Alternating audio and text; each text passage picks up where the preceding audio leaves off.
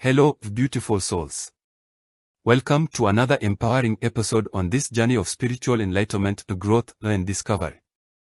Whether you're here for the first time or have been following our discussions for a while, I want to thank you for tuning in, for dedicating your time to this space of learning and transformation. It means the world to me that you're here, curious and open to uncovering the deeper meanings within Scripture and how they apply to our lives today.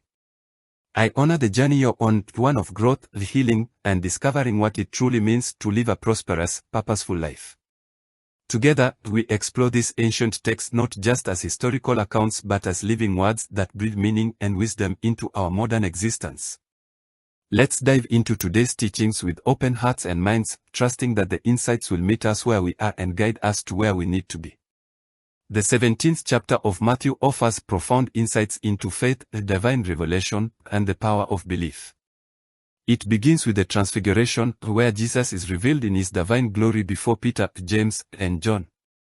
This moment emphasizes the unity of the divine, connecting Jesus to Moses and Elijah, representing the law and the prophets. It's a powerful reminder that Jesus fulfills the promises and guidance offered throughout the Old Testament. Later, Jesus addresses the disciples' struggle to heal a boy possessed by a demon. When they ask why they were unable to cast it out, he replies, "Because of your little faith.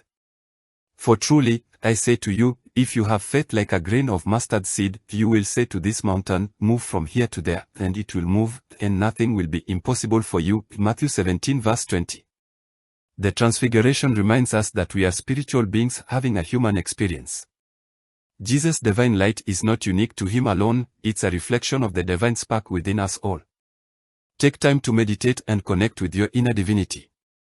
Whether through prayer, reflection, or mindfulness, seek that light within yourself and others. The mustard seed analogy is a call to action.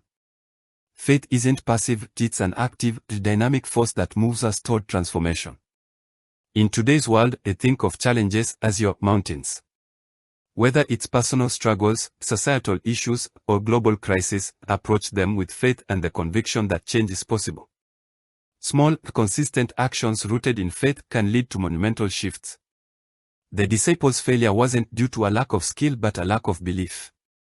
How often do we face self-doubt that paralyzes us? Reflect on areas where doubt has held you back. Remind yourself that belief in your abilities, when coupled with trust in divine timing, makes all things possible. In these chapters, we see Moses gathering the Israelites to construct the tabernacle, a dwelling place for God among his people. These chapters emphasize collaboration, generosity, and craftsmanship. The people bring their offerings, gold, silver, bronze, fine linen, and acacia wood, not out of obligation but as a freewill expression of their gratitude and reverence. Skilled artisans like Bezalel and Oholiab are appointed to oversee the construction. Their expertise and dedication remind us of the sacredness of work and creativity when aligned with divine purpose. The Israelites gave freely to each according to their ability. Today, consider what you can give to your community. It doesn't have to be material wealth, it could be your time, skills, or energy. When we work together with open hearts, we create environments where God's presence is felt through acts of love and service. Bezalel and Oholiab's artistry teaches us that creativity is sacred. Whether you're an artist, a teacher, a parent, or a professional, view your work as a divine calling.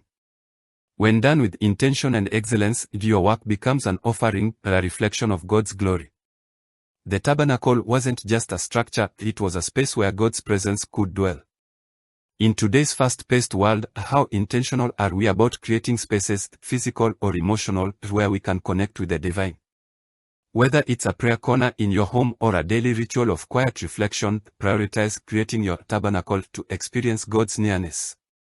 The common thread in Matthew 17 and Exodus 35-37 is transformation and intentionality. Both passages invite us to engage deeply with ourselves, with others, and with the divine. In Matthew 17, Jesus underscores the power of faith when paired with action. In our modern world, we often get caught up in overthinking or fear of failure. But as these passages teach us, faith isn't just about belief, it's about moving forward even when the outcome is uncertain. Take a step today toward that goal, dream, or purpose you've been hesitating to pursue. The Israelites came together, pooling their resources and skills to create something beautiful. This is a call to work with others to achieve collective goals.